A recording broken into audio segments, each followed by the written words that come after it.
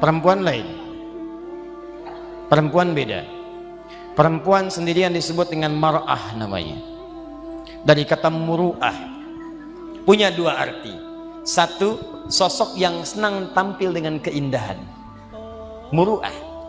Jadi kalau laki-laki senang dengan kekuatan, sesuatu yang nampak kuat, latihannya silat, latihannya ini itu. Perempuan tidak, senang dengan keindahan. Anda mau berangkat ke kantor, apa diantaranya yang paling penting? Ayat 34 paling kiri sebelah atas. Kenapa disebut dengan an-nisa? Dari kata nasa diantaranya, sifat yang mudah kemudian tersentuh dan mudah mencurahkan apa yang dirasakan. Suami bagaimana? Di situ masalahnya masalah. Ih, nggak nyangka ya? Nyangka. Kumpul, ada apa, ada apa? Nah, yang satu misah.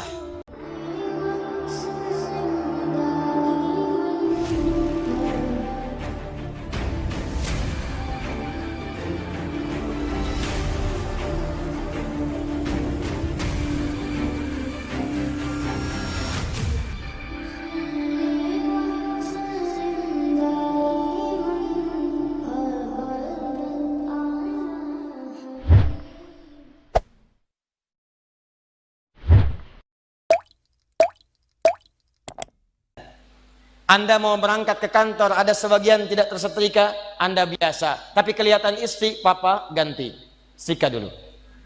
Anda berangkat ke masjid pakai pakaian biasa saja. Perempuan ikut pengajian, seragam. Arisan, beda. Penampilan, lain. Bahkan kadang-kadang sebelum berangkat, nanya dulu kepada Anda untuk minta pendapat. Papa, besok pengajian Ustadz Adi, kira-kira gaunnya yang mana ya? Yang hijau atau yang biru? Oh.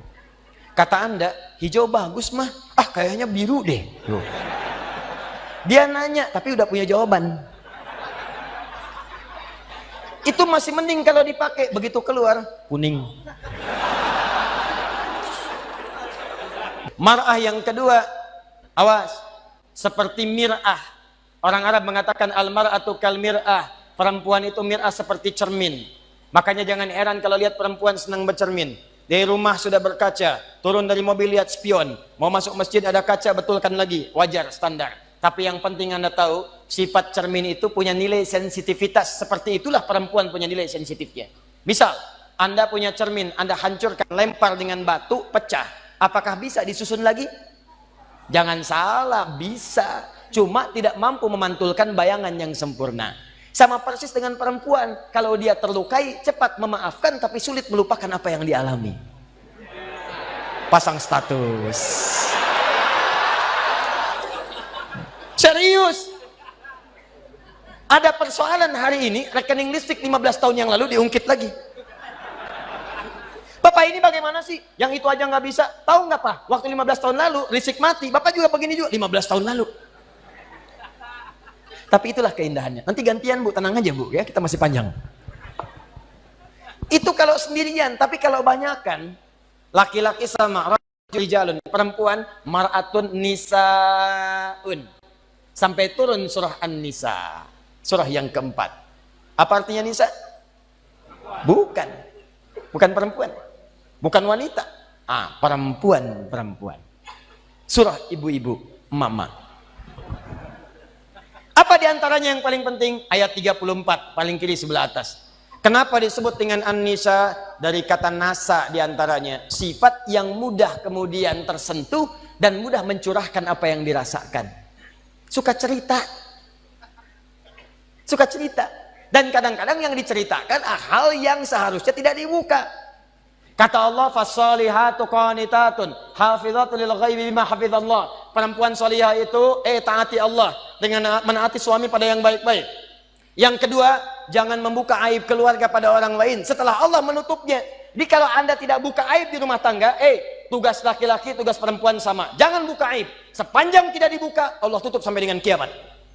Kata Nabi, ada kejadian malam hari, maka selesai, siang jangan terbuka. Ada kejadian siang hari, selesai, malam jangan terbuka. Allah akan tutup sampai kiamat. Tapi kalau ada aib rumah tangga terbuka, keluar. Maka kata Allah, jangan salahkan yang menyebarkan. Kamu sendiri yang salah. Saya sudah tutup, kenapa kamu buka? Bima hafizallah. Allah yang tutup, kalian yang buka. Nah ini kadang-kadang tidak sadar. Karena perempuan punya sifat berbagi, suka cerita. Sependiam apapun kalau sendirian, kadang-kadang kalau sudah bertemu temannya kumpul cerita.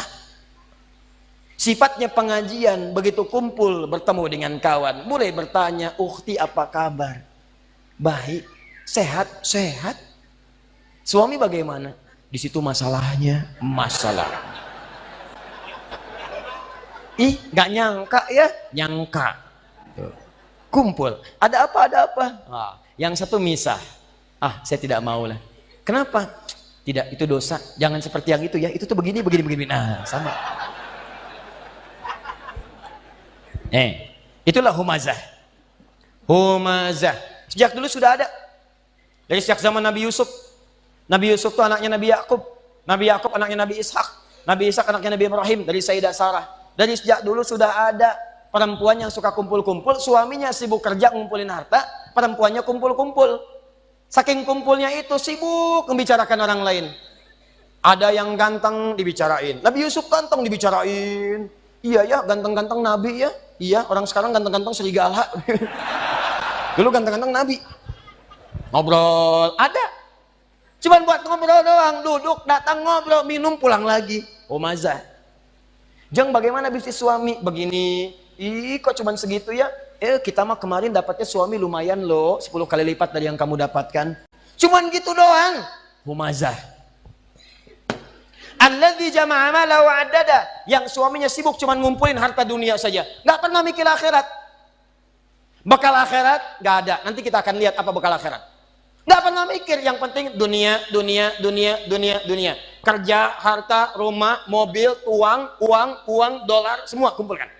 Maka yang seperti itu kata Allah, kamu mesti ingat ya, orang yang sudah berpikir begitu saat di dunia, saya akan siapkan neraka paling spesial saat di akhirat. Namanya Hutamah. Neraka Hutamah ini beda dengan neraka biasa. Cara disiksanya, maaf sekali, diikat. Padahal neraka yang paling ringan, neraka paling ringan, tapi seringan-ringannya neraka juga. Ya, seringan-ringannya neraka. Jangan coba-coba nih. Ya. Itu ada di Quran surah keempat ayat 56, paling kanan sebelah atas. Itu yang paling ringan di neraka. Innal ladzina kafaru bi ayatina sawfa nuslihim nara. Orang-orang yang ingkar kepada ayat-ayat kami, nanti kami masukkan ke neraka. Paling ringan kami tarik ubun-ubunnya. Nusli, kami celupkan ke dalam api neraka. Dicelup, kayak bikin teh celup. Teh celup itu kan naikkan, turunkan, naik, turun, naik, turun, naik. Jadi ada orang yang paling ringan masuk neraka, ditarik ubun-ubunnya, kemudian dimasukkan ke neraka, celupkan. Begitu dicelupkan, hancur semua, angkat lagi. Ya kullama nadijat juluduhum baddalnakum juludan ghairaha. Begitu hancur, diangkat sembuh lagi. Hancur, angkat sembuh lagi. Hancur, sembuh lagi. Sekali celup, satu harinya 1000 tahun. Satu detiknya 48 hari. Kalau pengen coba silakan aja. Tapi diinfokan supaya kita jauhi. Cuma ini nggak diikat, artinya apa? Begitu dicelupkan dia merontak, masih bisa bergerak. Cuman tidak bisa mengelak. Tapi neraka yang ini, bagi ahli dunia yang nggak pernah mikir akhirat, dia tidak akan pernah bergerak sedikit pun. Karena Allah akan mengikatnya. Fi amadim mumaddadah. Jadi bukan begini, tapi diikat begini. Cara untuk menghukumnya, dibakar dari ujung kaki sampai otak yang paling dalam. Cara membakarnya, kalau mau diilustrasikan, dilas sampai matang dalamnya. Misal dari bawah bagian kaki, jempolnya dulu. Kalau jempolnya udah matang, baru sampingnya. Udah matang, naik lagi ke atas. Bayangkan, kalau dimasukkan keseluruhan, yang sakit langsung semuanya. Tapi yang ini tidak. Biar sakit dulu. Bukankah sakit di bawah kerasa ke semuanya? Sakit, terus sampai naik ke atas. Allati tattali'u 'alal afidah. Afidah jamak dari kata fuad. Fuad itu otak yang merencanakan. Nih, kata Allah seakan-akan ingin mengatakan, apa isi otakmu di sini? Saya bakar sampai ke dalam otakmu. Otakmu isinya apa sih? Orang sholat, kamu nggak sholat. Orang ngaji, kamu nggak ngaji. Orang puasa, kamu nggak puasa. Kerja lagi. Apa isi otakmu? Saya bakar sampai ke dalam yang paling dalam. Nih. Awas, hati-hati. Dan sifatnya muqsadah. Muqsadah itu sudah mengintai. Jadi kalau ada orang bercita-cita cuma dunia saja, itu nerakanya sudah ngintai. Nih dia teman saya nanti nih. Paham? Ini bagian yang pertama. Karena itu saya ingin ajak Anda semua, jangan cukupkan hidup kita visinya cuma sampai di sini. Contoh paling gampang ya, paling gampang. Kuliah hanya untuk dapat ijazah, itu dunia. Kuliah hanya untuk dapat kerja, dunia. Nikah hanya untuk bisa mengeluarkan hasrat seksual dunia. Dapat handphone hanya untuk pasang status dunia. Maaf, dapat pakaian hanya untuk tampil mewah gaya itu dunia. Kalau Anda ingin siapkan sampai bekal yang terakhir, dan ini bagian akhir pembahasan kita, Ustadz, saya tahu saya akan meninggalkan dunia. Saya pengennya semua bekal saya bisa dibawa ke alam kubur sampai dengan ke akhirat. Bagaimana caranya? Bahkan kalau Anda berhasil menyiapkan cara ini, jangankan sampai ke akhirat, Anda meninggalkan dunia, langsung disambut langsung oleh Allah melalui nikmat-nikmat di alam kubur yang lebih banyak daripada nikmat dunia. Yang kalau Anda dapatkan nikmat di sini, ini belum ke akhirat. Anda punya bekal akhirat di alam kubur sudah dimuliakan. Dunianya ditinggalkan, tapi Allah berikan nikmat akhiratnya dan diberikan pendahuluan di alam kuburnya. Saking dahsyatnya, ada di antara mereka kata Allah yang kalau bisa, artinya nggak bisa. Kalau mereka mampu, mereka akan balik lagi kepada keluarga yang sedang nangis, yang sedang sedih. Kata mereka, kalian jangan nangis ya, jangan sedih, jangan takut. Kalau bisa, cepat ke sini. Di sini lebih enak daripada di situ. Silakan lihat anak-anak Palestina. Sekali-kali perhatikanlah mereka. 4 tahun, 5 tahun, tiba-tiba ada yang wafat di antara mereka. Lihat wajahnya. Apakah ada wafat di antara mereka yang wajahnya sedih? Tidak. Senyum, bira. Perhatikan jika seseorang wafat, maka keluarganya, Allahu Akbar, ada yang memberikan manisan, ada yang memberikan gula-gula, dan mengatakan Alhamdulillah, mereka sudah menerima janji Allah, tinggal kami menyusul mereka. Bagaimana punya kekuatan seperti itu?